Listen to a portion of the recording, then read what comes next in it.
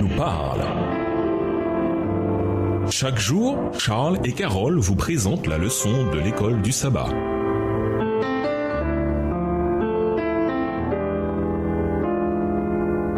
Bienvenue à votre émission Dieu nous parle. Voilà la leçon de vendredi.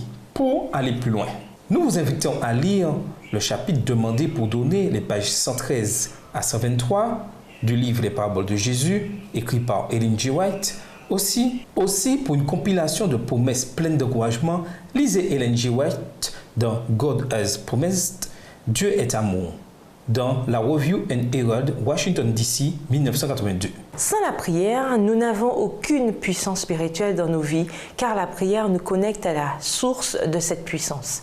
Sans la prière, nous n'avons aucun lien vital avec Dieu. Nous devenons des vases vides, pouvant avoir une forme extérieure de la piété, mais dépourvus de la puissance et de la promesse des dons d'en haut.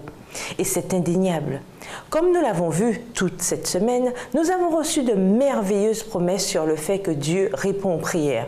Mais qu'en est-il des fois où nous n'obtenons pas ce que nous avons demandé, même quand nous avons cherché à remplir toutes les conditions au mieux de notre capacité reçue de Dieu? Mais ne cédez pas au découragement si vous avez l'impression de ne pas obtenir de réponse immédiate à vos prières. Le Seigneur constate que nos prières sont souvent terre à terre. Les hommes prient pour ceux qui gratifient leurs désirs égoïstes et le Seigneur ne répond pas à leurs demandes comme il le voudrait. Il les fait passer par des épreuves, des peines et des humiliations jusqu'à ce qu'ils comprennent plus clairement quels sont leurs besoins. Il n'accorde pas aux hommes les choses qui apaisent leur appétit dévoyé, qui leur font du mal et les poussent à déshonorer Dieu. Il n'accorde pas aux hommes ce qui nourrit leurs ambitions humaines et contribue à leur autosatisfaction. Quand nous nous approchons de Dieu, nous devons avoir un cœur soumis et contrit et être prêts à tout confier à sa volonté sainte. À méditer, en quoi la prière influence-t-elle toute notre expérience spirituelle?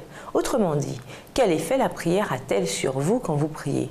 En quoi êtes-vous différent après avoir prié par rapport à avant la prière? Que dira quelqu'un qui a prié sans relâche, mais sans obtenir l'exaucement espéré, comme la guérison d'un enfant malade ou ce genre de choses? Comment apprendre à faire confiance à Dieu, même dans des situations comme celle-là? En classe, parlez de vos expériences de prière et de ce qu'elles signifient pour vous. Qu'avez-vous appris sur la prière qui pourrait aider ceux qui ont du mal à comprendre le but de la prière? Pourquoi est-il important de prier, même quand nous ne comprenons pas complètement comment la prière agit? Pour conclure, le Saint-Esprit intercède pour le peuple de Dieu et présente à celui-ci leurs requêtes, leurs supplications et leurs actions de grâce. Les croyants sont exhortés à prier dans l'Esprit. L'amour du Saint-Esprit est un motif de prière. C'est par l'aide du Saint-Esprit que nous sommes capables de prier. Au revoir. Et à demain si Dieu veut. Dieu nous parle. Chaque jour, Charles et Carole vous présentent la leçon de l'école du sabbat.